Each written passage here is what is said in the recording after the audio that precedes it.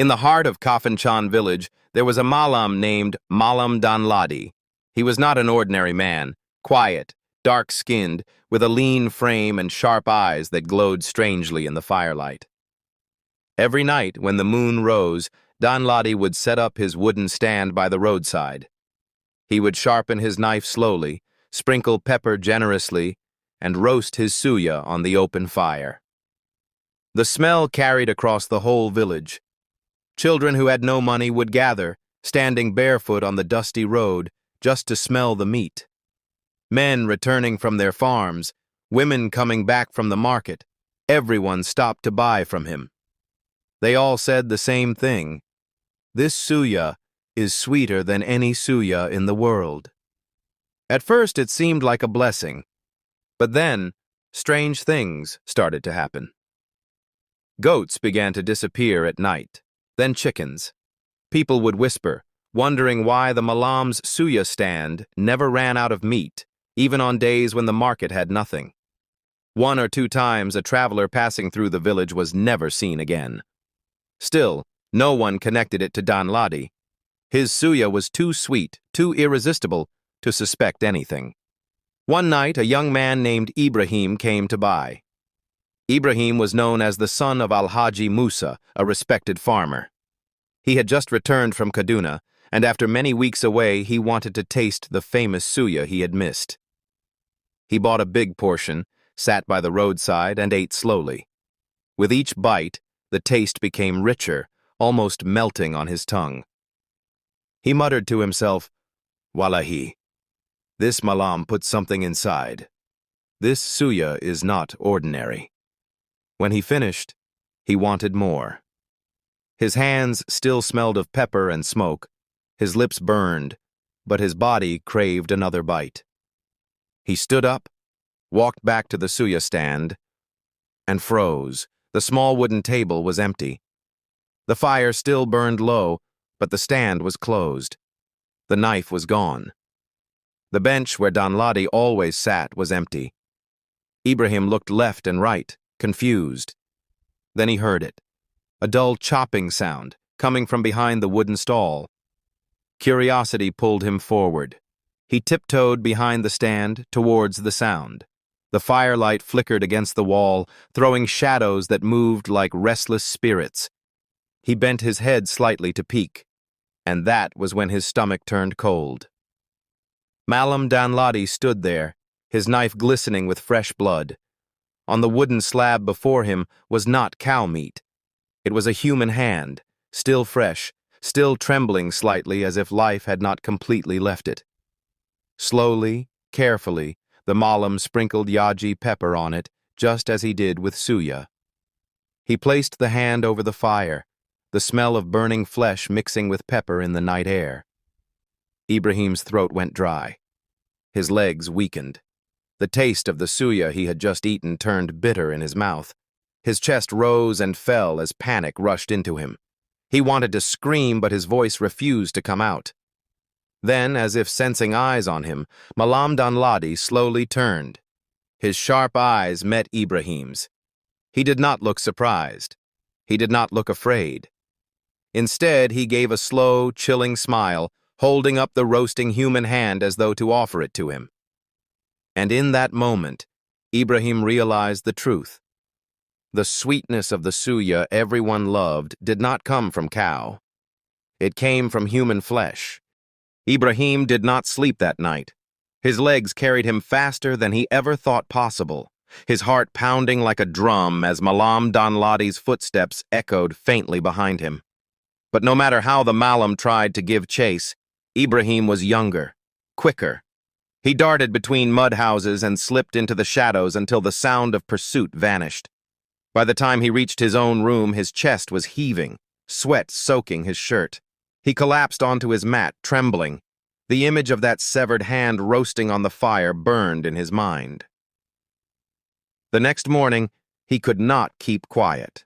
He dressed and walked straight to the palace. Before the king, Ibrahim bowed low, his voice shaking as he spoke. "My king, something is not right in this village. Every goat, every chicken, every animal has disappeared. Yet every night, Mallam Danladi's stand still smokes with meat. Where does he get it from? The king's face darkened. His heavy staff struck the ground as he leaned forward. "Young man," he said sharply, "do not bring such foolish talk into my palace. Danladi is a respected man. Do you want to bring shame upon yourself? Never repeat this again." Ashamed and frightened, Ibrahim bowed again and left, though his chest still carried the weight of what he had seen. 3 days later, a cry tore through the village. The king's daughter was missing. She had not been seen since evening, and the palace guards searched everywhere. The wells, the farms, the forest path. Nothing. For 3 days the palace remained restless. The king, once proud and unshaken, now wept openly.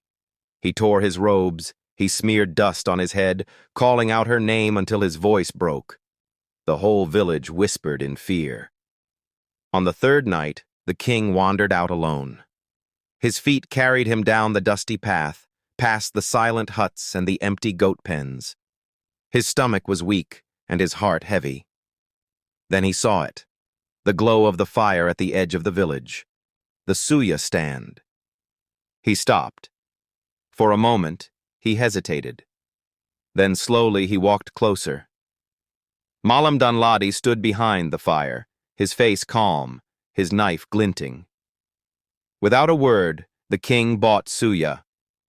He held the warm paper, the smell wrapping around him, and as he walked away, he began to eat. The meat was sweet, sweet enough to make him forget, just for a moment, the weight in his chest.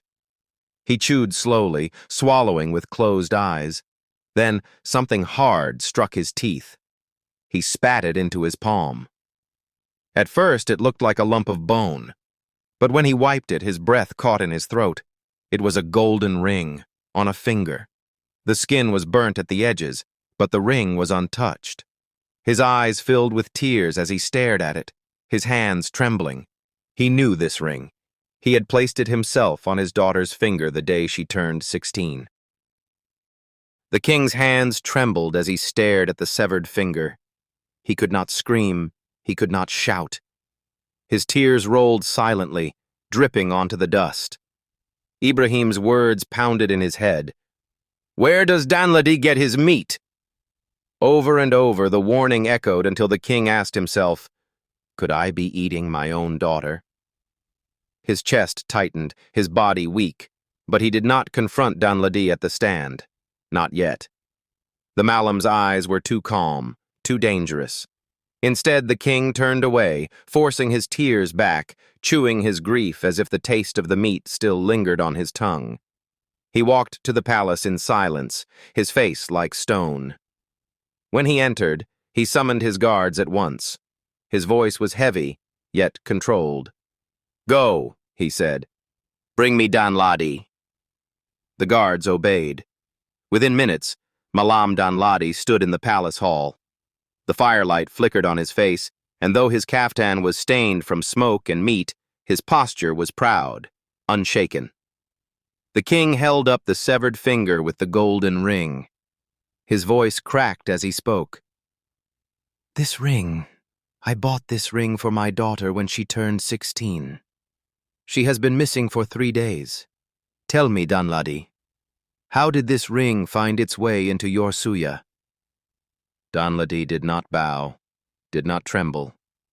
He only looked at the king with cold eyes and said quietly, almost calmly, "This is your daughter you just asked for." The words struck the hall like thunder. The king staggered back, falling to the ground. His cry was like the cry of a broken man. He tore his agbada, he beat his chest, he wept bitterly. His voice rose until the whole palace echoed. "You made me eat my daughter. You have been killing my people, and I did not believe when I was warned. You even made me eat my own blood." The guards looked away, their faces pale. The truth was heavier than the air in the hall. At last, through his tears, the king shouted, "Take him away! Kill him before the eyes of this village!" That night, the whole village gathered. When they heard the truth, cries filled the air. Men and women wailed as they remembered their missing children, their brothers, their sisters. All the disappearances pointed to one man, Danladi. The king stood among his people, his crown heavy with shame, his robe torn from grief.